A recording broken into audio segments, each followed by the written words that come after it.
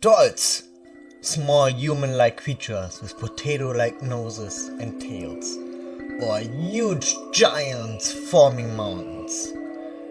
Find out in this video. Will you like or subscribe? Decide now and press the button before the introduction is done. Can you do it, or are you an old troll?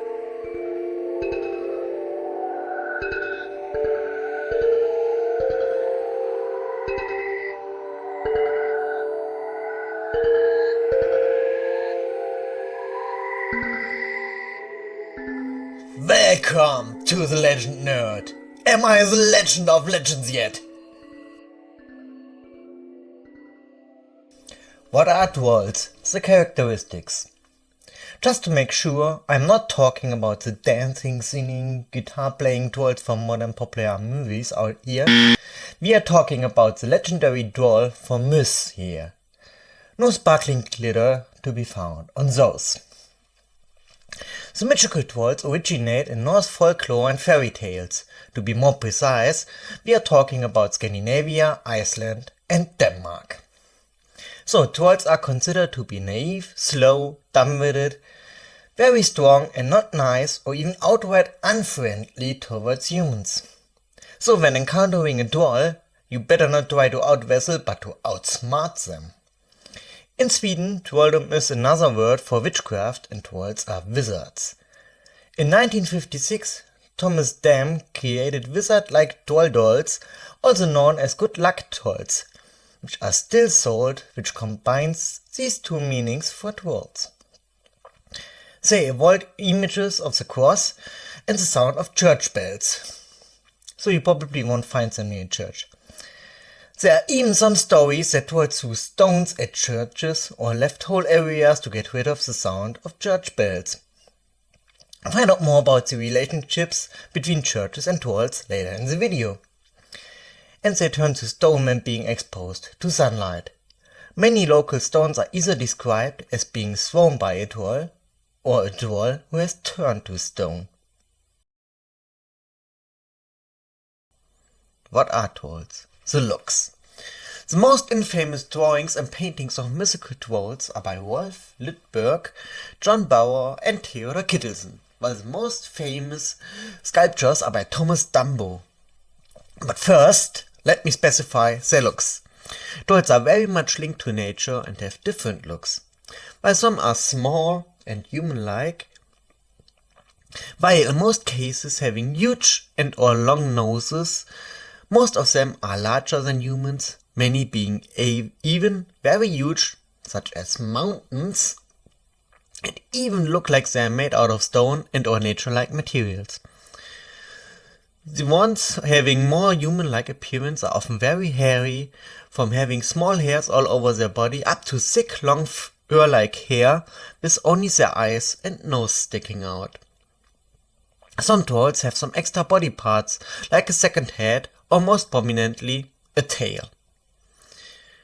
It is said they are all born with one eye and one head and all other parts go as they are getting older.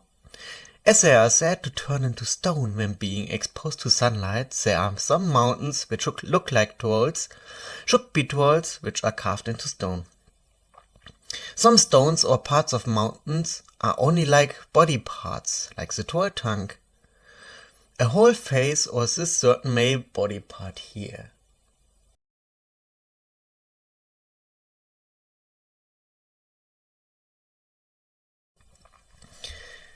Is turning into stone possible?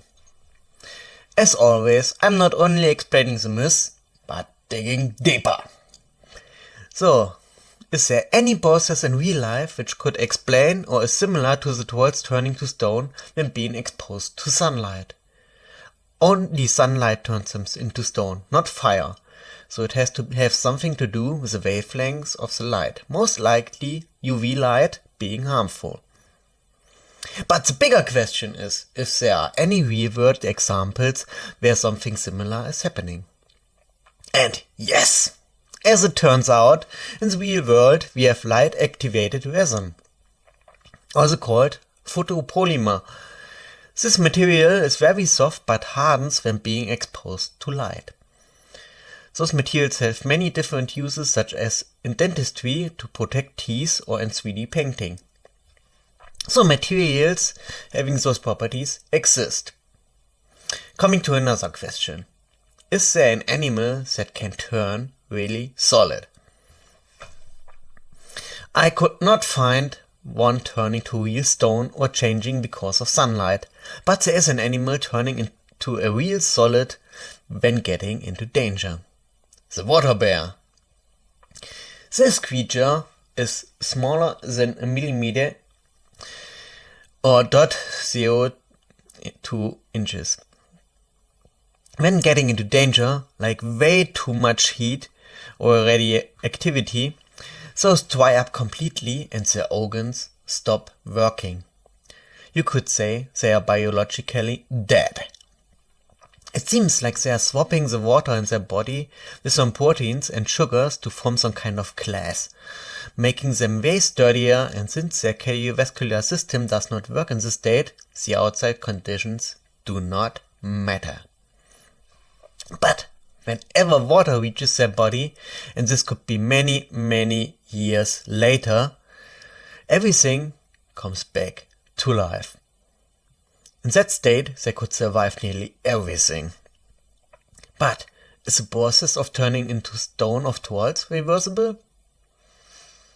There does not seem to be a definitive answer to that, since many trolls look like stone or literally are whole mountains and still come to life, but in many cases it seems heavily implied that they die when turning to stone through sunlight. What do you think? Tell me down in the comments.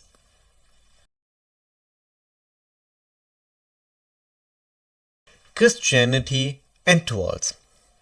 I already mentioned trolls hating the sound of church bells and even throwing stones at churches. Now we have to get into the history and legends surrounding Olaf II Haraldsson. He is famous for bringing Christianity to the Nordic countries, especially Norway. Many churches claim to have been built because of him, as often claiming Olaf having tricked trolls into building the churches.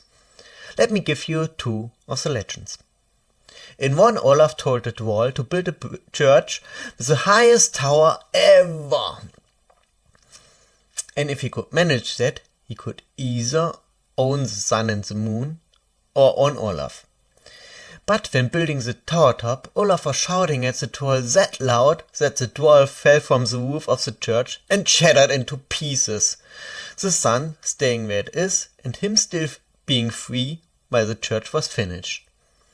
In another legend, Olaf made a contract with the troll that he had to find out the name of the troll before the church was finished, or the troll would get his life. He found out the name of the troll by overhearing the wife of the troll calling for him. When the troll heard his name out of the mouth of Olaf, he fell flat on his belly, his head turning to stone and still laying right next to the church. Olaf was later declared a saint and is still a very famous person today.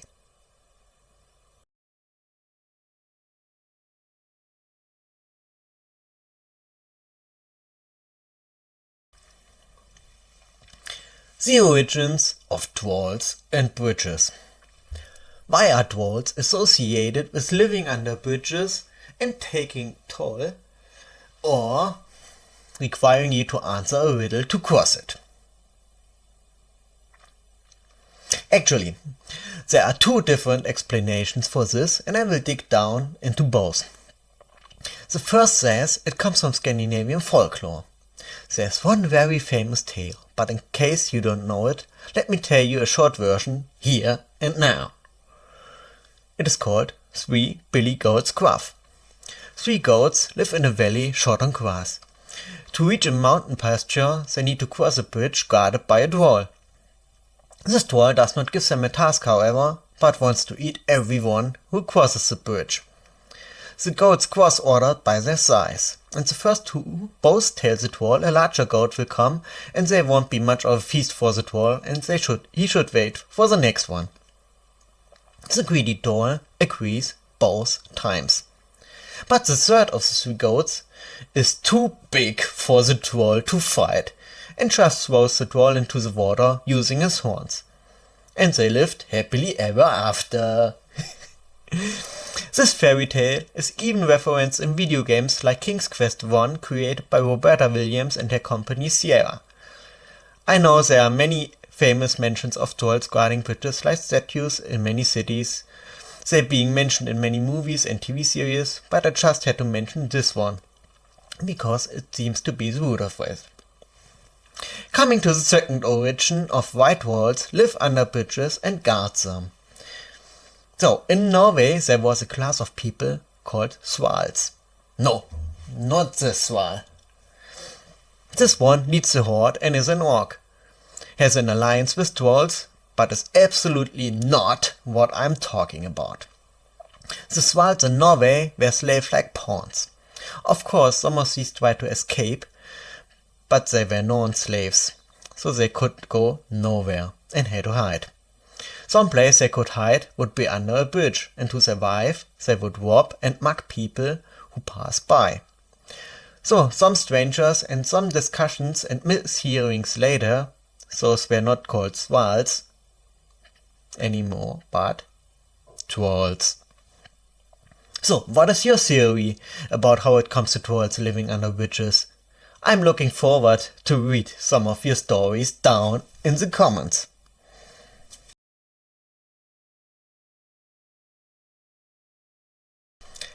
Internet trolls. I guess I have to disappoint a lot of people here. From my digging deeper researches, the term troll for people who have a rude behavior on the internet does not originate from the troll, but from actual phishing. Not the phishing where you steal passwords from, but a term from the actual catching fish. It does not originate from trolling, where a ship is pulling a huge net through the sea, but actual trolling, where one or in most cases multiple fishing lines are drawn at low speed to attract as many fish as possible, as it is the case with trolling on the internet to attract or anger as many people as possible. So, did you like the stories about trolls? Maybe you want to know more about other creatures like goblins or other myths. Just don't be a troll.